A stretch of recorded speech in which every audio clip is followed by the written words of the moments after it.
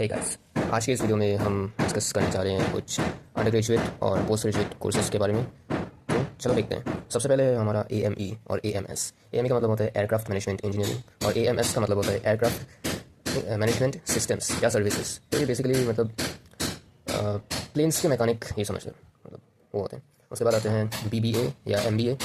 इसका मतलब होता है बिजनेस एडमिनिस्ट्रेशन, बिजनेस रिलेटेड चीज़ें होते हैं। और कॉमर्स वाले सिर्फ BCom नहीं, ये भी परस्यू कर सकते हैं।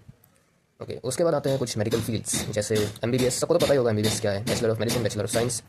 और जिन्होंने मुन्ना भाई MBBS देखा है उनको तो पता ही होगा ऑब्वियसली। उसके बाद आते हैं MD मतलब डॉक्टर ऑफ मेडिसिन। फिर आते हैं MS मास्टर ऑफ सर्जरी, ये सर्जन्स वगैरह ये सब परस्यू करते हैं। उसके बाद आते हैं MLT जिसका मतलब है मेडिकल लेबोरेटरी टेक्नोलॉजी।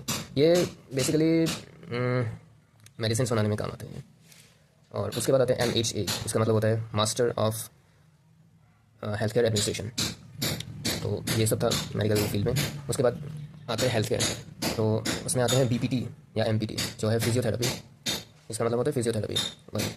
उसके बाद आते हैं MOT जिसका BOT मतलब बैचलर्स, MOT मतलब मास्टर्स। ये है ऑक्यूपेशनल थेरेपी, मतलब फिजियोथेरेपी से थोड़ा अलग होते हैं, ये है थेरेपी ही।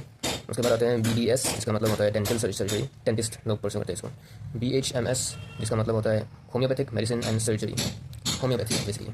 उसके बाद आते हैं BAMS का मतलब होता है आयुर्वेदिक मेडिसिन एंड सर्जरी, वो होते हैं होम्योपैथिक, ये होते हैं आयुर्वेदिक। उसके बाद आते हैं BASLP जिसका मतलब है audiology and speech language pathology. ये वैसे डॉक्टर्स होते हैं जो मतलब कानों के डॉक्टर्स होते हैं, ये इनके लिए वो गंभीर वाले लोग ज़्यादा आते हैं। तो स्पीच के भी डॉक्टर्स यही होते हैं, कानों के डॉक्टर्स भी यही होते हैं। फिर आते हैं B ऑप्टो का मतलब होता है ऑप्टोमेट्री, ये आंखों के डॉक्टर्स होते हैं जो खुद चश्मे पहनते हैं। ओके, तो उसके बाद आते हैं BE जो है बैचलर ऑफ इंजीनियरिंग, पता ही होगा। फिर आते हैं B.Tech, बहुत कॉमन है, बैचलर ऑफ टेक्नोलॉजी। मास्टर्स हुआ तो M.Tech या ME।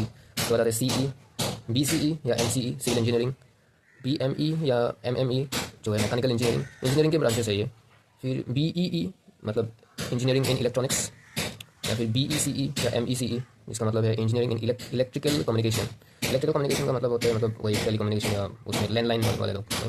उसके बाद आता है CSE जो कि computer science engineering, computer engineer बोल सकते हो। उसके बाद आता है BCA या MCA जो है कंप्यूटर एप्लीकेशंस। तो ये इंजीनियरिंग के बारे में था।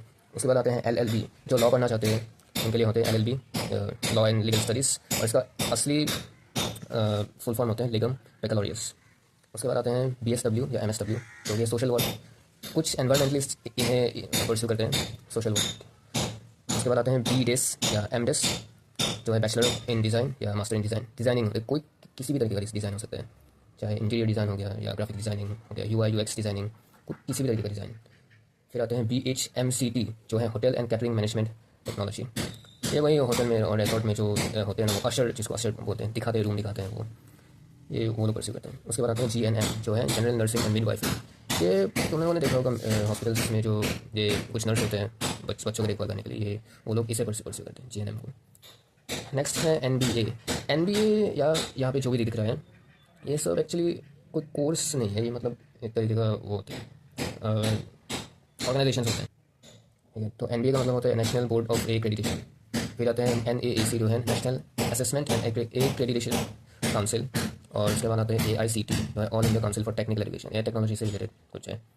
और उसके बाद आते हैं GDM, ये एक कोर्स है GDM, ग्रेजुएट डिप्लोमा मैनेजमेंट यानी फाइनेंस हो सकते हैं, बिजनेस हो सकते हैं, उससे रिलेटेड है ये GDM।